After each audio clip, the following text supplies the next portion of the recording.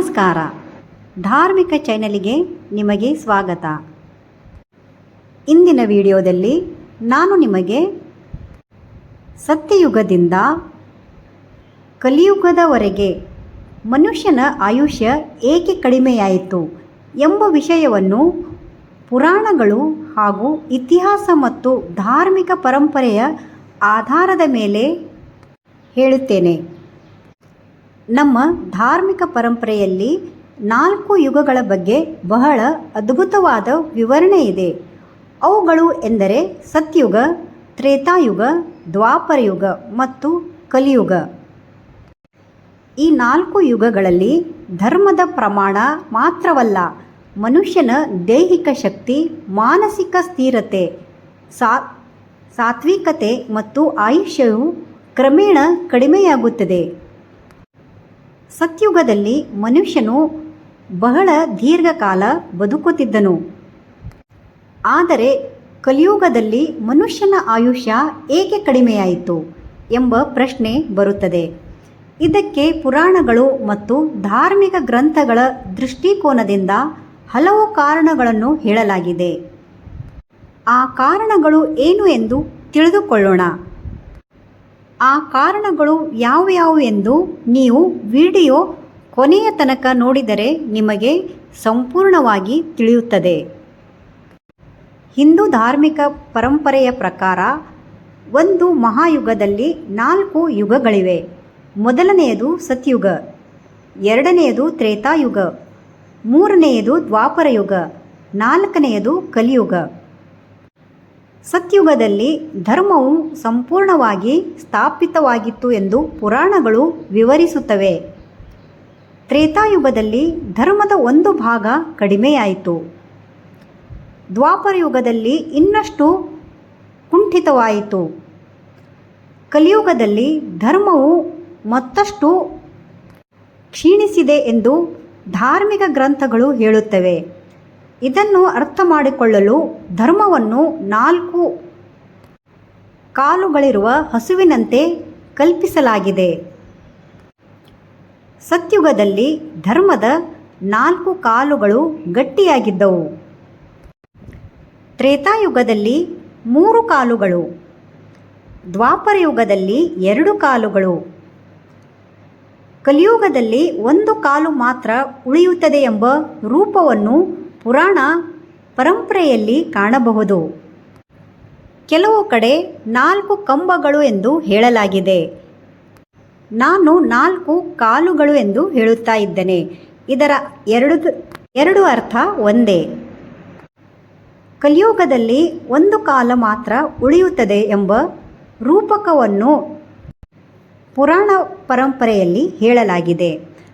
ಧರ್ಮ ಕಡಿಮೆಯಾಗುವುದರ ಜೊತೆಗೆ ಮನುಷ್ಯನ ಜೀವನ ಶೈಲಿಯು ಬದಲಾಗುತ್ತದೆ. ಸತ್ಯುಗದ ಮನುಷ್ಯನು ಹೇಗಿದ್ದ? ಈ ಸತ್ಯಯುಗವನ್ನು ಕೃತಯುಗ ಎಂದು ಕರೆಯಲಾಗುತ್ತದೆ. ಆ ಕಾಲದಲ್ಲಿ ಮನುಷ್ಯರು ಸತ್ಯ, ಧರ್ಮ, ತಪಸ್ಸು, ದಯೆ ಮತ್ತು ಆತ್ಮ ನಿಗ್ರಹಕ್ಕೆ ಹೆಚ್ಚಿನ ಮಹತ್ವ ನೀಡುತ್ತಿದ್ದರು ಎಂದು ಪುರಾಣಗಳಲ್ಲಿ ವರ್ಣಿಸಲಾಗಿದೆ. ಅಂದಿನ ಮನುಷ್ಯನು, ಅವನ ಜೀವನವು ಪ್ರಕೃತಿಗೆ ಹೆಚ್ಚು ಹತ್ತಿರವಾಗಿತ್ತು. ಅತಿಯಾದ ಆಸೆ ಇರಲಿಲ್ಲ, ಅತಿಯಾದ ಸ್ಪರ್ಧೆ ಇರಲಿಲ್ಲ. ಮೋಸ, ವಂಚನೆ, ದ್ವೇಷ ಮತ್ತು ಅಸೂಯೆ ಇವುಗಳು ಇರಲೇ ಇಲ್ಲ. ಮನುಷ್ಯನ ದೇಹ ಮತ್ತು ಮನಸ್ಸು ಶುದ್ಧವಾಗಿದ್ದವು ಎಂದು ಪೌರಾಣಿಕ ವಿವರಣೆ ಹೇಳುತ್ತದೆ. ಆದುದರಿಂದ ಆ ಕಾಲದ ಮನುಷ್ಯರ ಆಯುಷ್ಯ ಬಹಳ ದೀರ್ಘವಾಗಿತ್ತು ಎಂದು ಪುರಾಣಗಳಲ್ಲಿ ಹೇಳಲಾಗಿದೆ. ಎರಡನೆಯದು ತ್ರೇತಾಯುಗ. ತ್ರೇತಾಯುಗದಲ್ಲಿ ಧರ್ಮ ಸ್ವಲ್ಪ ಕಡಿಮೆಯಾಯಿತು ಎಂದು ಪುರಾಣಗಳು ಹೇಳುತ್ತವೆ. ಮನುಷ್ಯನಲ್ಲಿ ಆಸೆಗಳು ಹೆಚ್ಚಾಗಿದ್ದವು. ಆ ಯುಗದಲ್ಲಿ ಯಜ್ಞ, ಕರ್ಮ, ರಾಜಕೀಯ ವ್ಯವಸ್ಥೆ, ಸಾಮಾಜಿಕ ವ್ಯತ್ಯಾಸಗಳು ಮುಂತಾದವುಗಳು ಹೆಚ್ಚು ಪ್ರಾಮುಖ್ಯತೆ ಪಡೆದಿದ್ದವು. ರಾಮಾಯಣದ ಶ್ರೀರಾಮನ ಕಾಲವನ್ನು ಸಾಮಾನ್ಯವಾಗಿ ತ್ರೇತಾಯುಗಕ್ಕೆ ಸಂಬಂಧಿಸಿ ನೋಡಲಾಗುತ್ತದೆ. ಈ ಯುಗದಲ್ಲಿಯೋ ಮಹಾನ್ ರಾಜರು, ಋಷಿಗಳು ಮತ್ತು ಧರ್ಮನಿಷ್ಠರು ಇದ್ದರು. ಆದರೆ ಸತ್ಯುಗದಷ್ಟು ಸಂಪೂರ್ಣ ಧಾರ್ಮಿಕ ವಾತಾವರಣ ಇರಲಿಲ್ಲ. ಅದರ ಪರಿಣಾಮವಾಗಿ ಮನುಷ್ಯನ ಶಕ್ತಿ ಮತ್ತು ಆಯುಷ್ಯವು ಹಿಂದಿನ ಯುಗಕ್ಕಿಂತ ಕಡಿಮೆಯಾಗತೊಡಗಿತ್ತು ಎಂಬುದು ಪುರಾಣಗಳಲ್ಲಿ ವಿವರಿಸಲಾಗಿದೆ.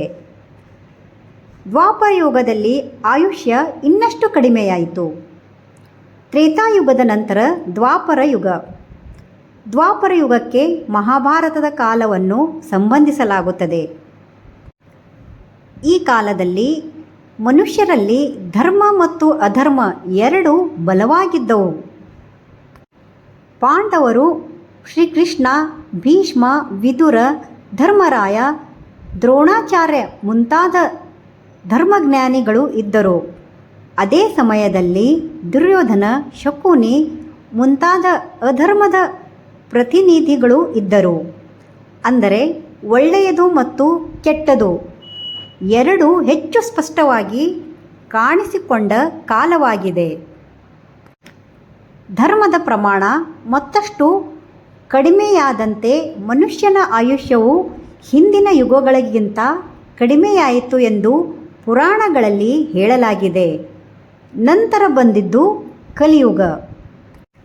ಮಹಾಭಾರತದ ಯುದ್ಧದ ನಂತರ ದ್ವಾಪರಯುಗ ಅಂತ್ಯವಾಗಿ ಕಲಿಯುಗ ಆರಂಭವಾಯಿತು ಎಂದು ಪರಂಪರೆಯಲ್ಲಿ ಹೇಳಲಾಗುತ್ತದೆ. ಕಲಿಯುಗವನ್ನು ಧರ್ಮದ ದೃಷ್ಟಿಯಿಂದ ಅತ್ಯಂತ ಕಠಿಣ ಯುಗ ಎಂದು ಪುರಾಣಗಳಲ್ಲಿ ಹೇಳಲಾಗಿದೆ. ಇನ್ನೊಂದು ವಿಶೇಷ ಏನೆಂದರೆ, ಕಲಿಯುಗದಲ್ಲಿ ಧರ್ಮ ಕಡಿಮೆಯಾದರೂ ಭಗವಂತನ ನಾಮಸ್ಮರಣೆ ಸುಲಭವಾದ ಮಾರ್ಗ ಎಂದು ಅನೇಕ ಭಕ್ತಿ ಪರಂಪರೆಗಳು ಹೇಳುತ್ತವೆ.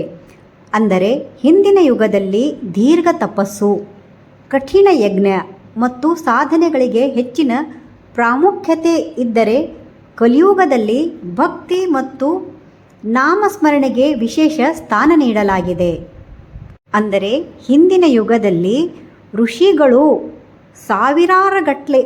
ವರ್ಷಗಟ್ಟಲೆ ತಪಸ್ಸು ಮಾಡುತ್ತಿದ್ದರು. ಆದರೆ ಕಲಿಯುಗದಲ್ಲಿ ತಪಸ್ಸು ಮತ್ತು ಯಜ್ಞ ಇವುಗಳು ಇಲ್ಲದೆ ನಾವು ಕೇವಲ ಭಕ್ತಿ ಮತ್ತು ನಾಮಸ್ಮರಣೆ ಮಾಡಿದರೆ ಸಾಕು ಎಂದು ಹೇಳಲಾಗಿದೆ. ಮತ್ತೆ ಪ್ರಶ್ನೆ ಬರುತ್ತದೆ, ಹಾಗಾದರೆ ಮನುಷ್ಯನ ಆಯುಷ್ಯ ಏಕೆ ಕಡಿಮೆಯಾಯಿತು? ಇದಕ್ಕೆ ಪುರಾಣಗಳು ಹಲವು ಕಾರಣಗಳನ್ನು ಹೇಳಿವೆ. ಮೊದಲನೆಯ ಕಾರಣ, ಪ್ರಮುಖ ಕಾರಣ, ಧರ್ಮದ ಕ್ಷಯ. ಸತ್ಯುಗದಲ್ಲಿ ಸತ್ಯ, ದಯ, ತಪಸ್ಸು ಮತ್ತು ಶೌಚಕ್ಕೆ ಹೆಚ್ಚಿನ ಸ್ಥಾನವಿತ್ತು. ಯುಗಗಳು ಬದಲಾಗುತ್ತಾ ಬಂದಂತೆ ಧರ್ಮದ ಆಚರಣೆ ಕಡಿಮೆಯಾಯಿತು. ಧರ್ಮ ಕಡಿಮೆಯಾದಾಗ ಮನುಷ್ಯನ ಜೀವನ ಶೈಲಿಯು ಬದಲಾವಣೆ ಉಂಟಾಯಿತು. ಇದರಿಂದ ದೇಹ ಮತ್ತು ಮನಸ್ಸಿನ ಶಕ್ತಿಯು ಕುಂಠಿತವಾಯಿತು ಎಂದು ಪೌರಾಣಿಕ ದೃಷ್ಟಿಕೋನ ತಿಳಿಸುತ್ತದೆ. ಅದಕ್ಕೆ ಕಲಿಯುಗದ ಪ್ರಮುಖ ಲಕ್ಷಣಗಳಲ್ಲಿ ಲೋಭ ಮತ್ತು ಅತಿಯಾದ ಆಸೆ ಕೂಡ ಒಂದು. ಮನುಷ್ಯನಿಗೆ ಅಗತ್ಯಕ್ಕಿಂತ ಹೆಚ್ಚು ಬೇಕೆಂಬ ಮನೋಭಾವ ಬೆಳೆಯುತ್ತದೆ. ಹೆಚ್ಚು ಸಂಪತ್ತು ಬೇಕು, ಹೆಚ್ಚು ಅಧಿಕಾರ ಬೇಕು, ಹೆಚ್ಚು ಹೆಸರು ಬೇಕು, ಹೆಚ್ಚು ಸುಖ ಬೇಕು. ಈ ನಿರಂತರ ಆಸೆ ಮನಸ್ಸಿಗೆ ಶಾಂತಿ ಕೊಡದೆ ಒತ್ತಡವನ್ನು ಹೆಚ್ಚಿಸುತ್ತದೆ ಎಂಬುದು ಧಾರ್ಮಿಕ ಚಿಂತನೆ. ಮನಸ್ಸು ಅಶಾಂತವಾದಾಗ ದೇಹದ ಮೇಲೂ ಪರಿಣಾಮ ಬೀರುತ್ತದೆ ಮತ್ತು ಮನುಷ್ಯನ ಮನಸ್ಸಿನಲ್ಲಿ ನಿರಂತರ ಭಯ ಮತ್ತು ಅಶಾಂತಿ ಇದ್ದರೆ ಜೀವನದ ಗುಣಮಟ್ಟ ಕುಸಿಯುತ್ತದೆ. ಪುರಾಣಗಳ ಕಾಲದ ಜೀವನ ಶೈಲಿ ಮತ್ತು ಇಂದಿನ ಜೀವನ ಶೈಲಿಯಲ್ಲಿ ಬಹಳ ವ್ಯತ್ಯಾಸವಿದೆ. ಹಿಂದಿನ ಕಾಲದಲ್ಲಿ ಪ್ರಕೃತಿಗೆ ಹತ್ತಿರವಾದ ಆಹಾರ, ನಿಯಮಿತ ಜೀವನ ಮತ್ತು ಶಾರೀರಿಕ ಪರಿಶ್ರಮಕ್ಕೆ ಮಹತ್ವವಿತ್ತು ಎಂದು ಧಾರ್ಮಿಕ ಪುರಾಣ ಹೇಳುತ್ತವೆ. ಆದರೆ ಇಂದಿನ ಕಾಲದಲ್ಲಿ ಅತಿಯಾದ ಸಂಸ್ಕೃತ ಆಹಾರ, ಅತಿಯಾದ ಸೇವನೆ ಮತ್ತು ಅಸಮತೋಲನದ ಜೀವನ ಶೈಲಿ ಹೆಚ್ಚಾಗಿದೆ. ಇದು ಆಧುನಿಕ ಆರೋಗ್ಯದ ದೃಷ್ಟಿಯಿಂದಲೂ ಮಹತ್ವದ ವಿಷಯ. ಪುರಾಣಗಳು ಯುಗಗಳ ಆಯುಷ್ಯ ಕುಸಿತಕ್ಕೆ ಕೇವಲ ಆಹಾರವೊಂದನ್ನೇ ಕಾರಣವಿಲ್ಲ. ಇನ್ನು ಕೆಲವು ಕಾರಣಗಳಿವೆ. ಅವು ಏನೆಂದರೆ, ಸತ್ಯುಗದ ಮನುಷ್ಯನು ಪ್ರಕೃತಿಯೊಂದಿಗೆ ಹೆಚ್ಚು ಹೊಂದಿಕೊಂಡಿದ್ದಾನೆ. ಇಂದಿನ ಮನುಷ್ಯ ನಗರ ಜೀವನಕ್ಕೆ ಹೆಚ್ಚು ಅವಲಂಬಿತನಾಗಿದ್ದಾನೆ. ಹೆಚ್ಚಿನ ಸಮಯ ಕಟ್ಟಡಗಳ ಒಳಗೆ, ಪ್ರಕೃತಿಯೊಂದಿಗೆ ಸಂಪರ್ಕ ಕಡಿಮೆ, ಶಾರೀರಿಕ ಚಟುವಟಿಕೆ ಕಡಿಮೆ, ನಿರಂತರ ಕೆಲಸದ ಒತ್ತಡ. ಇವೆಲ್ಲವೂ ಆಧುನಿಕ ಜೀವನದ ಸಮಸ್ಯೆಗಳು. ಕಲಿಯುಗದಲ್ಲಿ ಮನುಷ್ಯನಿಗೆ ದೊಡ್ಡ ಸಮಸ್ಯೆ ಎಂದರೆ ಮನಸ್ಸಿನ ಅಶಾಂತಿ. ಮನುಷ್ಯನ ಬಳಿ ಸೌಲಭ್ಯಗಳು ಹೆಚ್ಚಾದರೂ ಶಾಂತಿ ಕಡಿಮೆಯಾಗಬಹುದು. ಹಿಂದೆ ಇಲ್ಲದ ಅನೇಕ ಸೌಲಭ್ಯಗಳು ಇಂದು ನಮ್ಮ ಹತ್ತಿರ ಇವೆ. ಆದರೆ ಆ ಸಮಯದಲ್ಲಿ ಚಿಂತೆ, ಸ್ಪರ್ಧೆ, ಒತ್ತಡ, ಭಯ ಮತ್ತು ಆತಂಕವು ಇವುಗಳು ಕೂಡ ಹೆಚ್ಚಾಗಿವೆ. ಭಗವದ್ಗೀತೆಯಲ್ಲಿಯೂ ಮನಸ್ಸಿನ ನಿಯಂತ್ರಣಕ್ಕೆ ಬಹಳ ಮಹತ್ವ ನೀಡಲಾಗಿದೆ. ಆದುದರಿಂದ ಪುರಾಣಗಳ ಸಂದೇಶ ನಮಗೆ ಹೇಳುವುದು, ದೇಹವನ್ನು ಮಾತ್ರವಲ್ಲ, ಮನಸ್ಸನ್ನು ಆರೋಗ್ಯವಾಗಿ ಇಟ್ಟುಕೊಳ್ಳಬೇಕು. ಮನುಷ್ಯನು ತನ್ನ ಇಂದ್ರಿಯಗಳಿಗೆ ಸಂಪೂರ್ಣವಾಗಿ ಗುಲಾಮನಾದಾಗ ಜೀವನದಲ್ಲಿ ನಿಯಮ ಕಡಿಮೆಯಾಗುತ್ತದೆ. ಆಹಾರ, ನಿದ್ರೆ, ಮನೋರಂಜನೆ, ಭೋಗ ಯಾವುದೇ ವಿಷಯದಲ್ಲಾದರೂ ಮಿತಿ ಮೀರಿದರೆ ಸಮಸ್ಯೆ ಉಂಟಾಗುತ್ತದೆ. ಹಾಗೆಂದು ಸುಖವನ್ನು ಅನುಭವಿಸಬಾರದು ಎಂಬುದಲ್ಲ, ಸುಖದ ಗುಲಾಮರಾಗಬಾರದು. ಕೊನೆಯ ಮಾತು, ಆಯುಷ್ಯ ಕಡಿಮೆಯಾದರೆ ಜೀವನದ ಮೌಲ್ಯವು ಕಡಿಮೆಯಾ? ಖಂಡಿತವಾಗಿಯೂ ಅಲ್ಲ. ಒಬ್ಬ ಮನುಷ್ಯನು 100 ವರ್ಷ ಬದುಕಿ ಯಾವುದೇ ಒಳ್ಳೆಯ ಕೆಲಸ ಮಾಡದಿದ್ದರೆ ಆ ಜೀವನದ ಮೌಲ್ಯ ಕಡಿಮೆ. ಮತ್ತೊಬ್ಬನು ಕಡಿಮೆ ವರ್ಷ ಬದುಕಿದ್ದರೂ ಅನೇಕ ಜನರಿಗೆ ಸಹಾಯ ಮಾಡಿದರೆ ಅವನ ಜೀವನ ಅಮೂಲ್ಯ. ಆದುದರಿಂದ ಧಾರ್ಮಿಕ ದೃಷ್ಟಿಯಲ್ಲಿ ಆಯುಷ್ಯಕ್ಕಿಂತ ಆಯುಷ್ಯದ ಸದುಪಯೋಗ ಮುಖ್ಯ. ನಮ್ಮ ಜೀವನದಲ್ಲಿ ಎಷ್ಟು ವರ್ಷಗಳಿವೆ ಎಂಬುದು ನಮ್ಮ ಕೈಯಲ್ಲಿಲ್ಲ. ಆದರೆ ಆ ವರ್ಷಗಳಲ್ಲಿ ನಾವು ಎಷ್ಟು ಒಳ್ಳೆಯ ಕೆಲಸ ಮಾಡುತ್ತೇವೆ ಎಂಬುದು ಬಹುಮಟ್ಟಿಗೆ ನಮ್ಮ ಕೈಯಲ್ಲಿದೆ. ಧನ್ಯವಾದ. ಭಗವಂತನು ನಮಗೆ ದೀರ್ಘ ಆಯುಷ್ಯ ಮಾತ್ರವಲ್ಲ, ಆರೋಗ್ಯಕರ ಆಯುಷ್ಯ, ಸಾರ್ಥಕ ಜೀವನ ಮತ್ತು ಸದ್ಬುದ್ಧಿಯನ್ನು ನೀಡಲಿ ಎಂದು ಪ್ರಾರ್ಥಿಸೋಣ. ಧನ್ಯವಾದ.